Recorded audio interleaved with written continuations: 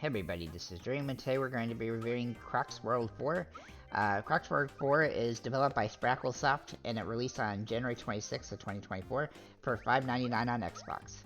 Unlike the other Croc's game that's on Xbox, this is not a level building game where you can build levels and then other people online can play them. It is just a standard platformer. In this particular game, you don't have the construction mechanics, so you just have about 60 levels that have been built for you to play through. It has 168 stars. You also need to collect throughout the levels to help you achieve 100% completion. Overall, one of the things I do like about the game is that there are different types of kangaroos that you can play as you press through some of the levels. You'll need to use like Baby Croc and the roadie, as well as the main character Croc, to get through different parts of the game. And overall, I did find the levels to escalate in difficulty slowly as you progress, but ultimately it's not very difficult at any place, though if you have a gimpy controller, some of the jumping mechanics may be a bit annoying in places, as I felt like sometimes I would think that I'm going to hit a jump just right, but actually just either fly too far or too short. Now I do have a gimpy controller, so with the one stick being a little off, so that definitely doesn't help.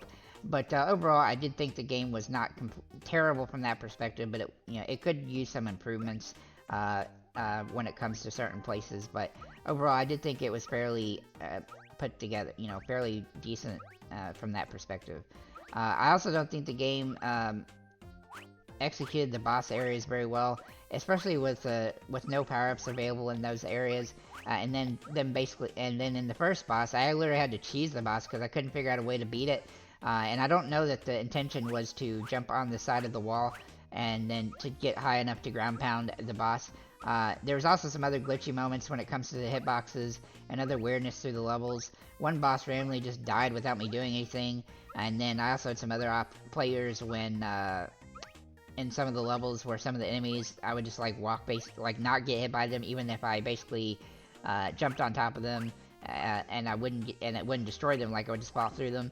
Or sometimes I would jump on top of the enemy that had been killing that enemy multiple times, and then it would just randomly hit me for some reason. And I also had some random times where I would get hit by things that weren't even that close to me. So I think some of that needs to be worked out in the game. A lot of improvements can definitely be made there. The price tag is around $5 though, so that is not a bad price for the game. If you want to kill some time, there's about 2 to 3 hours for the achievements. And just beating all the levels basically and collecting the stars is how you're going to get those. None of the stars really I never found any of the star aspect of the levels to be difficult. In fact, it seems like you mostly get most of them just by progressing through and make sure and to check all the different areas where you can jump, and doing that. I did find that the levels where you had to outrun other enemies to be extremely easy and basically pretty boring. Overall, as for platformers, I've played worse than this one, but I think this falls in the mid-level when it comes to basic platformers.